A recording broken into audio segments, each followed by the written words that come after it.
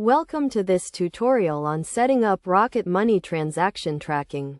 Rocket Money is a personal finance app that helps you manage your expenses and stay on top of your money. In this guide, we will walk you through the steps to set up transaction tracking. A key feature of the app. First, download and install the Rocket Money app on your mobile device. Once installed, launch the app and create an account if you don't already have one. You will be asked to provide some basic information such as your name and email address. Next, link your bank accounts and credit cards to the app.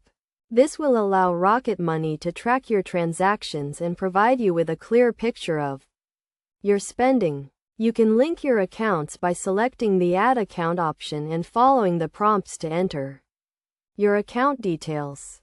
After linking your accounts, you will be asked to categorize your transactions. This involves assigning a category to each transaction, such as food, transportation, or entertainment. This will help you track your spending and stay within your budget.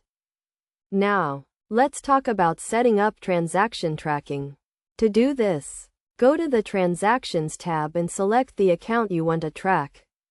You will see a list of your recent transactions, along with the date, amount, and category. You can also filter your transactions by date, category, or amount.